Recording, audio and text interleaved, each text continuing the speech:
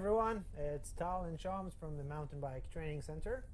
So Shaums is just back about a week ago from the World Championships in Lenzerheide, Switzerland. Yeah. So welcome back. Yeah, thank you. Really fun. So what was your job there? Job was to kind of help the riders get comfortable and to be able to push their limits on all the technical features that were there at the World Championships. All right, and we're talking about the cross-country discipline? Yep, the cross-country. All right, and there were some nice achievements to the team. Yeah, we had some great achievements. We had, Kate Courtney is our new world champion cross-country racer. First time in 17 years for an American to win world championships, so I'm really excited. How cool is and that? she's brand. It's really cool because she's first-year elite women. Okay. So she's been doing really well in U23, and then for her to win the world championships was right on par. We're really excited. Cool. Yeah. So, Shaums, what's exactly your involvement with the team? Well, my involvement, again, is as skills coach. You know, my favorite thing is working with riders for developing their skills and being able to successfully, ride different technical features, and that's what's been so great. I get to work towards my strengths, which is that in-person coaching. Right.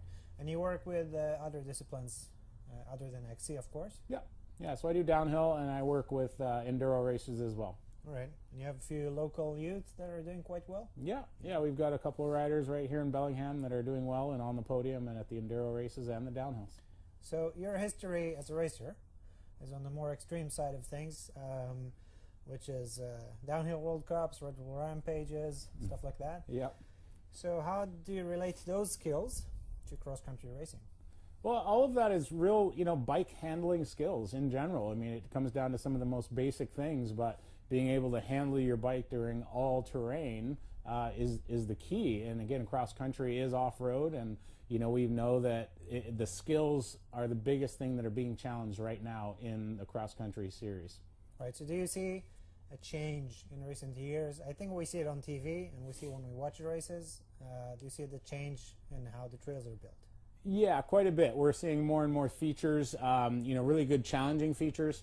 And the tracks seem to almost be getting less, I would say, shorter tracks.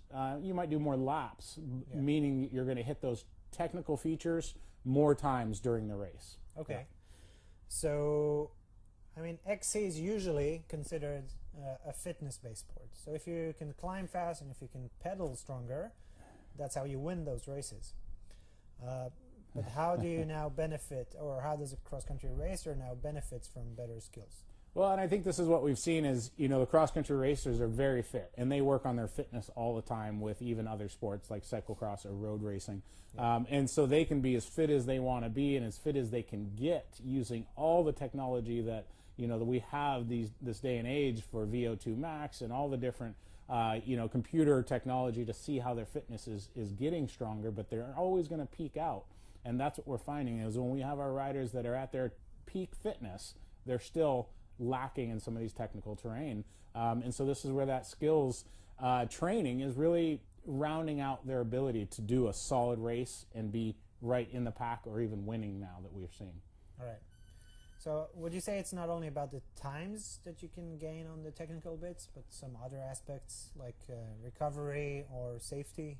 Yeah, I think one of the main things we found as we started this about 4.5-5 years ago was the riders were able to get to the races and even each day going to the race be a lot less stressed, a lot less anxiety about the race, being able to know that they knew how to do the features and do the technical bits that were challenging.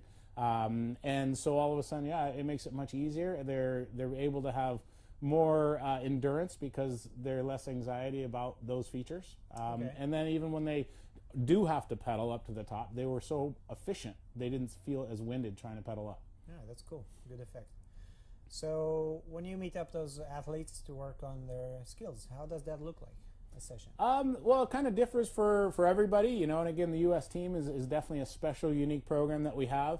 But again, mostly we'll get email communications. We do phone calls as well. And then in-person training, we'll work on, again, from the basics of finding out some of the small little minute pieces that they might be missing in their fundamentals and in that building blocks, and then bringing them all the way up to advanced skills.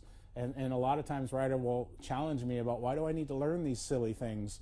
But again, it's all about that bike handling, and if you don't know how to do the odd move, that's what's going to catch you when you're out on a race course. So we do a lot of funky little training, but it all crosses over into knowing that you have balance, coordination, and you have that bike handling skills to be able to get yourself out of a sticky situation or ride a line that you're not ready to ride.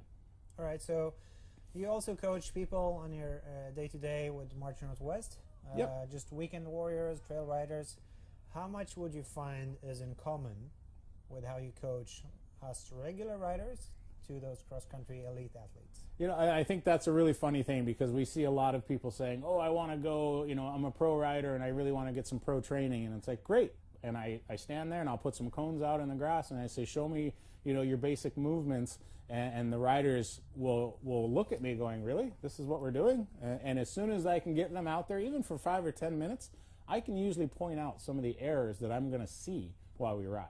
And so it's really neat. It just gives me a good visual of what they're doing naturally, and then I can slowly start molding and shaping what they're doing from the base level into the more advanced skills. So it is really cool to do that, and I do that with beginner riders as well as advanced riders. So again, some of our kid beginner riders that we have are gonna be some top racers. I can see it already, and we're really excited. Right. Let's get away for a second from the riders, and let's talk about a bit of gear. So with new changes or the evolution of cross-country racing, what types of changes do you see to the gear choice? Well, I think everything's kind of is changing and morphing, you know, again, all the way to the extreme of e-bikes. But again, backing it up, you know, the cross-country scene is really reluctant to jump on new things. You know, the 29, the 27.5, those all took a year or two to really influence the industry and the racing at that top level. But we are seeing it change. You know, the 29ers are definitely a standard now. We are, you know, electric shifting is definitely becoming a standard depending on who you're riding with. The one-by systems are really a big piece. And this last piece that's really kind of, last two pieces I would say would be that full suspension and hardtail. You know, the full suspension is really becoming a good staple that people are riding and being confident on. Very few are still riding hardtails all the time. And then this last piece, again, everybody will know, is that dropper post.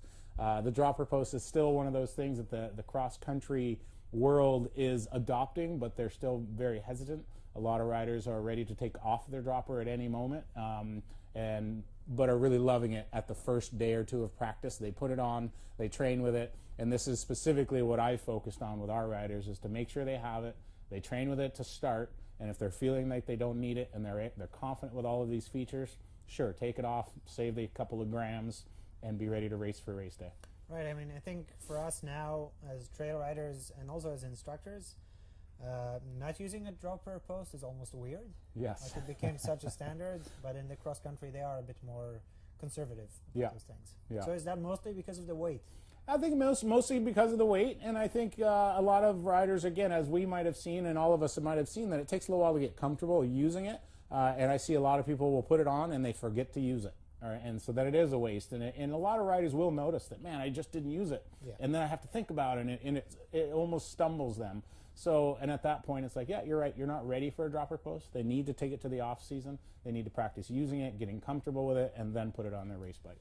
I mean, I guess with the pressure of the race, that's another thing to do now. It is, yeah, it is. But it's just a learned response, and that's the thing, is as you get comfortable with that, and just like anything, you learn how to shift, and now we're running one-by systems.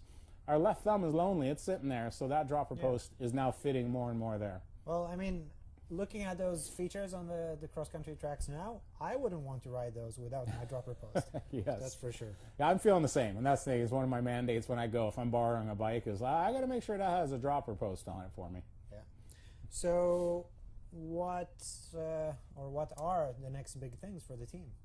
The next big things for the team, you know, we've got, we just finished an amazing year with the World Championships. You know, we had quite a few podiums this year, cross-country and downhill. You know, my riders all around the world are doing really well with, you know, enduro and downhill too. So again, it's to try to look at how to progress people's training, again, down into the gym, and then all the way up into the bike skills training. So, you know, for the U.S. team, we have next year's nationals to think about, but I think our big goal is the Olympics in 2020 right now. It's coming up fast. Yes, it is. So we've got a lot of youth as well as U23 that are going to be coming up into that elite category, and you know, we want to keep our elite strong, but we also want to keep that window open for some of these up-and-comers. Cool. So, well done, first of all. Yeah, and thank you. Thanks a lot for sharing all of this information. And I think it's really interesting to see how throughout all the different levels of riding, people can benefit from good skills coaching. Yeah, it's been really good. I'm excited that I'm at this point of it and this part of it to be able to share my knowledge with everything that I've done from racing and competing, and now coming back to our kids programs and to our national team. Cool. Yeah. All right, guys. Hope you enjoyed it. See you next time.